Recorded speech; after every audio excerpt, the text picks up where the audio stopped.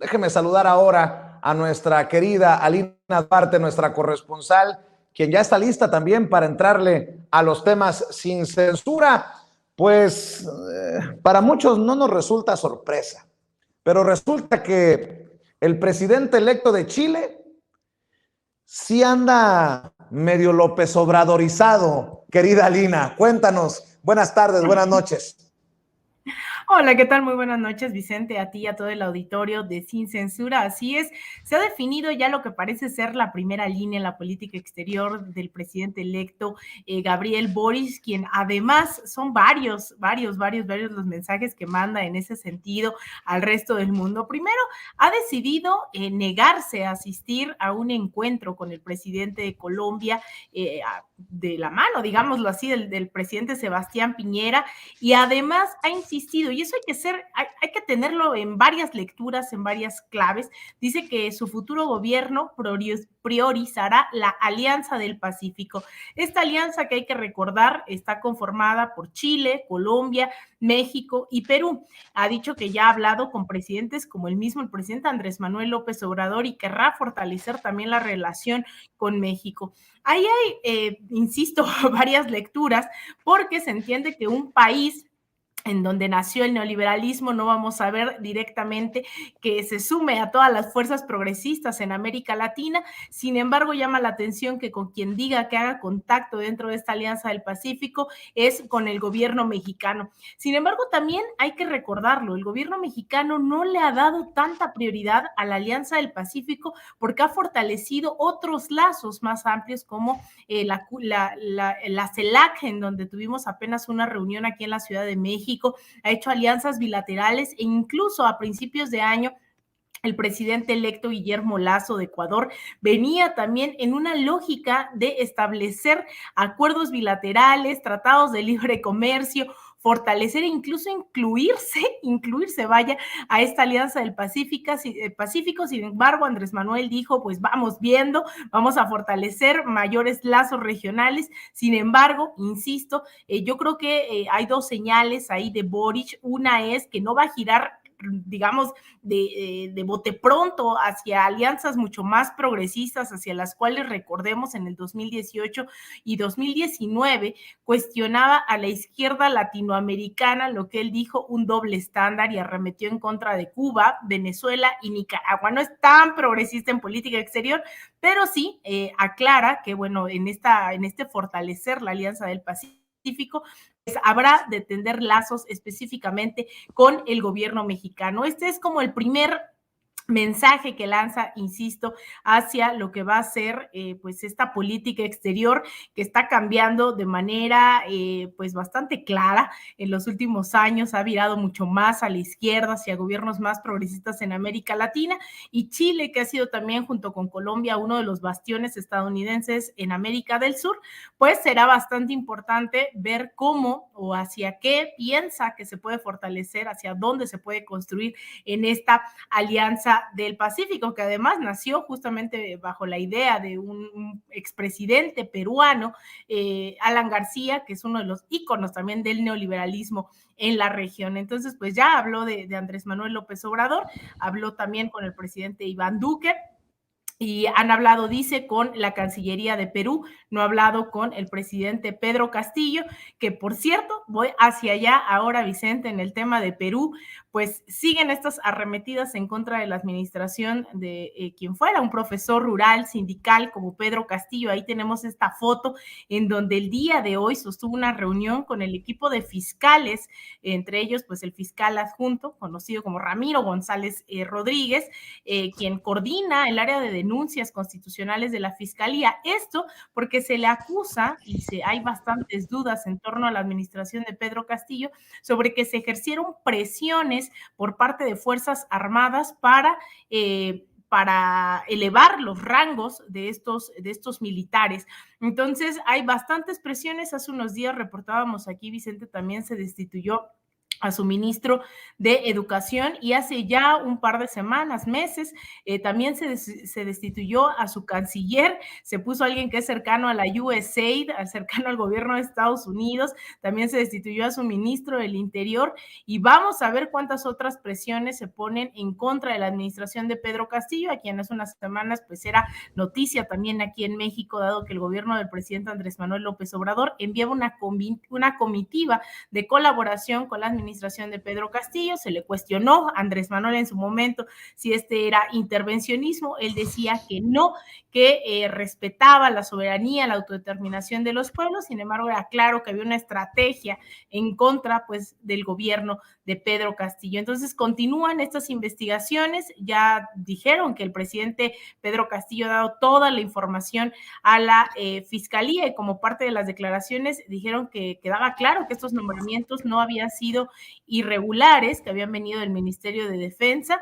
Así que vamos a ver estas investigaciones, porque claro está, de fondo de lograrse investigar o que haya habido alguna presión, pues esto le costaría nuevamente la presidencia, como ya lo han intentado en múltiples ocasiones durante su gobierno. En apenas unos cuantos meses, en apenas 5 meses, el gobierno de Pedro Castillo ha estado bajo múltiples ataques, Vicente. Así es. Alina, quiero regresar al tema de Gabriel Boric, si me permites, porque hay una palabra clave que me llama mucho la atención. Ya he conversado con varios presidentes, en particular con Andrés Manuel López Obrador. Ojo. Y la decisión de no asistir a Colombia con el actual presidente, creo que es una decisión más profunda de lo que parece simple y sencillamente no asistir, no ir a una visita al hermano país de Colombia. Pero me llama mucho la atención, en particular con Andrés Manuel López Obrador, ¿no? Empieza bien la relación, una relación que tiene que hacerse sólida, porque van a priorizar la relación con la Alianza del Pacífico, que está Chile, Colombia, México y Perú. Esas cosas para que sigamos abordando la Salina, que me parecen muy importantes en momentos en que la figura de Andrés Manuel López Obrador, le duela a quien le duela, le pese a quien le pese, reclama un liderazgo perdido por México en tiempos neoliberales. Totalmente de acuerdo. Yo creo que esto que mencionas, Vicente, particularmente tiene que ver con una reconfiguración de las fuerzas en América Latina. Cuando Gabriel Boric dice que no va a acudir a Colombia y habla con el presidente Sebastián Piñera de que no se entienda como un desaire, hay mucho de fondo en esta decisión. Primero, porque el próximo año hay elecciones presidenciales en Colombia y pareciera que el todavía presidente Sebastián Piñera quisiera encauzar el apoyo de Chile hacia una posible sucesión de lo que representa pues el uribismo, el presidente Iván Duque, toda esta ala no solamente conservadora, sino muy cercana, y que hay múltiples investigaciones sobre su relación con los paramilitares, con el asesinato también de activistas, defensores de derechos humanos, del territorio. Ahí yo creo que logra desmarcarse a tiempo, y que ya cuando venga una nueva gestión en Colombia, yo creo que él buscará hacer este acercamiento con quien sea su sucesor del actual presidente Iván Duque, que las encuestas señalan además que va ganando el progresismo en manos, digamos, que la candidatura del exalcalde de Bogotá, Gustavo Petro, y que no sabemos si va a lograr ganar ahí. Ahora la otra es, acaba de llegar, y yo creo que este acercamiento con el presidente Andrés Manuel López Obrador, que como tú lo mencionas, para bien o para mal, ¿no? Es innegable que hay un liderazgo dentro de la región por parte de México, y se ha demostrado, ¿no? En el tema de las vacunas, en el tema de la CELAC, en el tema de relaciones bilaterales, ¿no? Incluso ahora que un gobierno como el de Pedro Castillo, que está sobre la cuerda, ¿no? Y que el gobierno mexicano pues decida, ¿no? Con toda la soberanía del mundo enviar una comitiva, pues también no es cualquier cosa. También se está jugando el próximo año el cambio de fuerzas en todo el continente, con las elecciones no solamente de Colombia, sino de Brasil, también con la posible llegada, el retorno más bien de Lula da Silva. Entonces yo creo que está moviendo bastante bien sus fichas un Gabriel Boric, que está definiendo la estrategia geopolítica de lo que va a ser Chile, de lo que implica Chile, además, porque también no es que de la noche a la mañana se cambien las decisiones que han venido, que han venido respaldando un gobierno como el de Chile durante más de 40 años, desde que ocurrió un golpe de Estado, ¿no? En 1973. Entonces yo creo que ahí se están moviendo las piezas y deja ver hacia dónde quiere hacer estos primeros acercamientos, y claro está de lo que implica el gobierno de México hoy en todo el continente. Me llama, para cerrar sobre este tema de Gabriel Boric, Alina, me llama mucho la atención una opinión, un comentario, una declaración del presidente electo de Chile, porque además es algo que yo le pido a la audiencia de Sin Censura. Dice: hay un viento muy positivo con buena recepción de la gente, pero no idealicemos a nadie partiendo por mí. Yo digo siempre, no nos crean a nosotros a ojos cerrados, pero básicamente esto es lo que le propone al pueblo Gabriel Boric. No idealicemos a nadie empezando por mí, dice Gabriel Boric. Me parece muy interesante, creo yo, de mucha humildad para un político que acaba de ganar las elecciones presidenciales de su país. Así es, Vicente. Además, hace de hecho en la tarde estaba yo leyendo algunos de los discursos que ha dado, y en algún momento él habla de que pues no es heredero, ¿no? Que las luchas no comienzan con él. Es uno de en sus mensajes de victoria, ¿no? El día de que triunfa en la segunda vuelta, parte de su discurso es: no comienza la historia con nosotros, las luchas no comienzan con nosotros, somos herederos también de quienes incluso ya no están. Recordemos, es un joven de 35 años, va a cumplir 36 para cuando tome posesión el próximo mes de marzo, de Magallanes, del sur de Chile, que por cierto hoy regresaba a su hogar después de varios meses, y lo encontraba además su mascota, ¿no? Sube estas fotos y la gente le da seguimiento también a lo que parece ser, pues va a ser el presidente más joven de Chile, pero también el primer candidato de corte más a la izquierda que ha tenido en décadas este país. Es un personaje que además hay que recordarle al auditorio que no llega solo por simpatías, no llega por su proyecto, llega porque en octubre del 2019 hubo un estallido social bárbaro, brutal, en donde cientos de personas les quitaron los ojos, ¿no? Sea total o parcialmente perdieron la vista, quienes fueron asesinados, quienes fueron torturados, y durante meses estuvieron en las calles. La verdad es que Chile es un tema que a mí me conmueve mucho, porque en estos 2 años que han acontecido en la vida contemporánea de este país hemos visto desde la represión. A mí me tocó cubrir ese estallido social y había gente que, yo le cuento a todo el mundo, era gente que estaba dispuesta a morir ahí en las protestas, porque si regresaba a su casa no tenía con qué pagar la comida, no tenía con qué pagar las cuentas del hospital. Ahí hicimos unos mini documentales donde pues ahí están los testimonios, ¿no? No es exageración, y se nos vendía como ese Chile que era la joya de la corona y que era el ejemplo a seguir. Y eso realmente no estaba ocurriendo en este país.